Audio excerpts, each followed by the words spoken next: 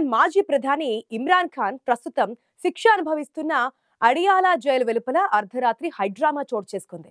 తమ సోదరుడిని కలిసేందుకు వెళ్లిన ఇమ్రాన్ ఖాన్ సోదరీమణుల పట్ల పాక్ పోలీసులు అత్యంత అమానుషంగా ప్రవర్తించారు.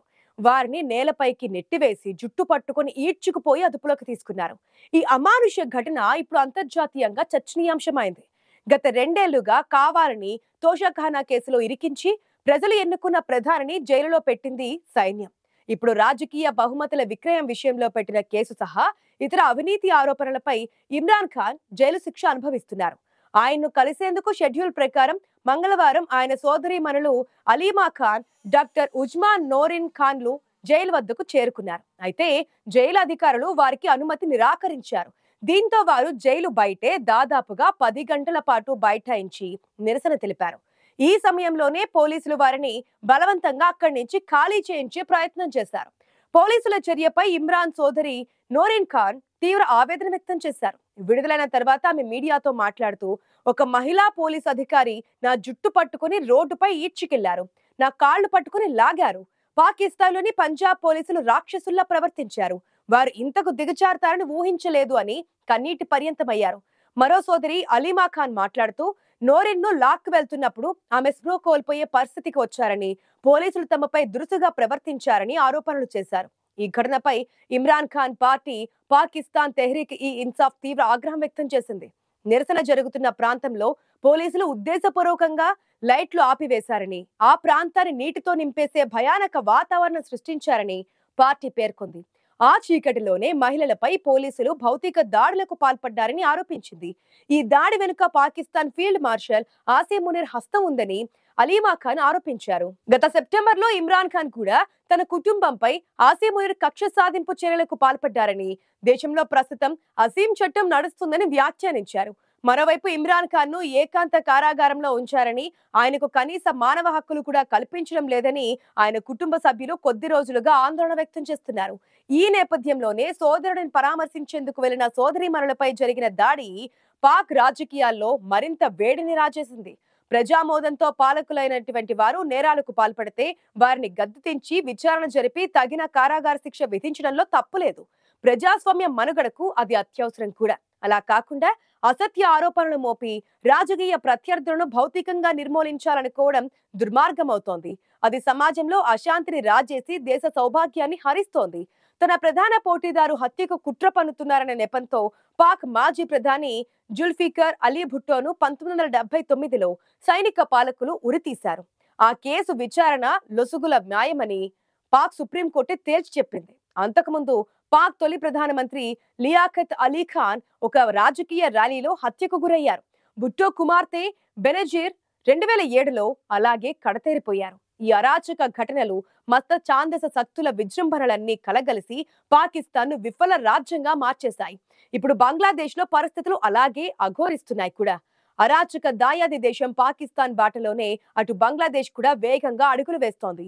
గత సంవత్సరం జరిగిన విద్యార్థి ఉద్యమ సమయంలో హత్యలకు ఆదేశాలిచ్చారంటూ ఆ దేశ మాజీ ప్రధాని షేక్ హసీనాకు స్థానిక అంతర్జాతీయ నేర ట్రిబ్యునల్ ఐసిటి ఏకంగా మరణశిక్ష విధించింది. ఈ తీర్పులోని న్యాయబద్ధత మేడుపండు లాంటిదేనని బంగ్లాదేశ్ లోని ఎవరిని అడిగినా చెబుతారు.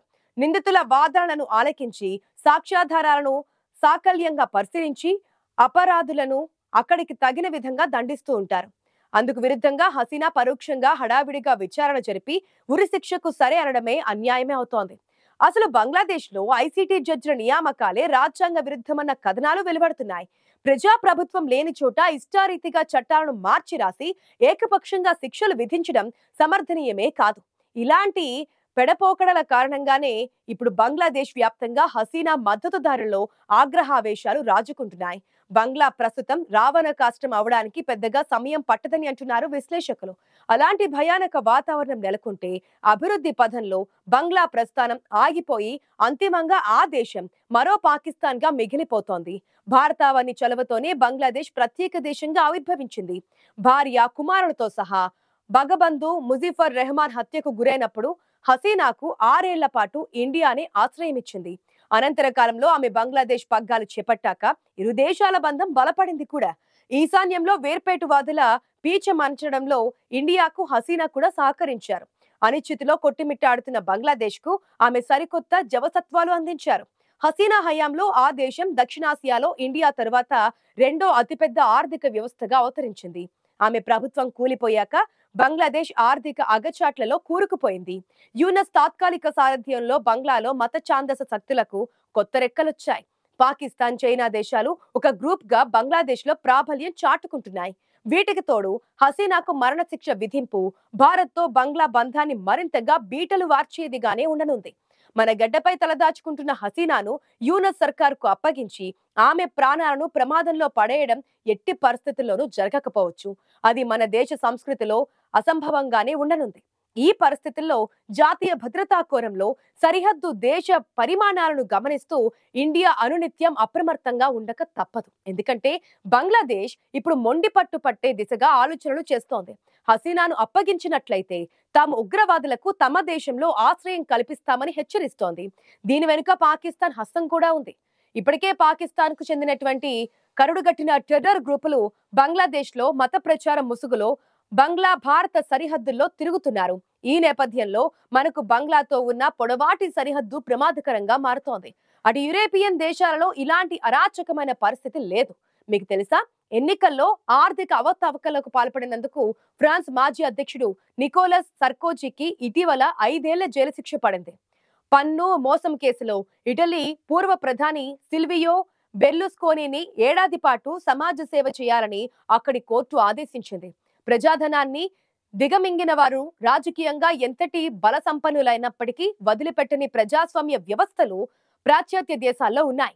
కానీ మన పొరుగు దేశాలలో మాత్రం అలా జరగడం లేదు. ముఖ్యంగా భారతదేశం చుట్టూ ఉన్న దేశాలలో మాత్రమే ఇలా ఎందుకు జరుగుతున్నదన్న విషయాన్ని లోతుగా పరిశీలిస్తే ఒక విషయం తేలికగా అర్థమవుతోంది. అటు చైనా, ఇటు అమెరికా ఆడుతున్నటువంటి గేమ్లో మనం పావులుగా మారుతున్నాం. ఈ రెండు దేశాలు అగ్రస్థానం కోసం అహర్నిశలు ఆరాటపడుతూ ఉంటాయి. అందుకే ఒకదానిపైన ఒకటి ఆరోపణలు చేస్తుంటాయి. అంతేగాని ప్రత్యక్ష యుద్ధానికి మాత్రం ఎన్నడూ సాహసించవు. మన దేశం ఎదుగుదలను చూసి కొంతకాలంగా అమెరికా కుళ్ళుకుంటోంది. ఎందుకంటే మన దేశం ఆర్థికంగా వేగంగా ఎదుగుతోంది. అది ఈ రెండు దేశాలకు నచ్చడం లేదు. అందుకే అమెరికా డీప్ స్టేట్ అనబడే ఒక దుష్ట కూటమి మన దేశం లక్ష్యంగా పావులు కదుపుతోంది. మన దేశపు రాజకీయ నాయకులు, ఉగ్రవాదులు అందరూ దాని ముందు దిగదుడిపే. ఎలాగైనా ఒక దేశాన్ని పడగొట్టడం, తద్వారా అక్కడ యుద్ధానికి తావిచ్చే పరిస్థితులను కలుగజేయడం, తమ ఆయుధాలను అమ్ముకోవడం అమెరికాకు వెన్నతో పెట్టిన విద్య. ఇటు చైనా కూడా అంతే. అంతర్జాతీయంగా మన దేశం తనకు పోటీలోనే ఉండకూడదని, ఆర్థికంగా ఎదగకుండా చేయడానికి మన పొరుగు దేశాలైన పాకిస్తాన్, శ్రీలంక, నేపాల్, బంగ్లాదేశ్, మాల్దీవ్స్ లను నయానో భయానో తన కిందకు చేర్చుకుంది. వాటికి అప్పులు ఇస్తూ తనకు అనువుగా మార్చుకుంటూ తమ స్థావరాలను ఏర్పాటు చేసుకుంటోంది. తద్వారా మన దేశపు రహస్యాలను తెలుసుకోవడం కోసమే ఈ రకంగా చేస్తోంది. ఏదో రకంగా అరాచక పరిస్థితులను సృష్టించి అస్థిరపరచాలని కుట్రలు చేస్తోంది.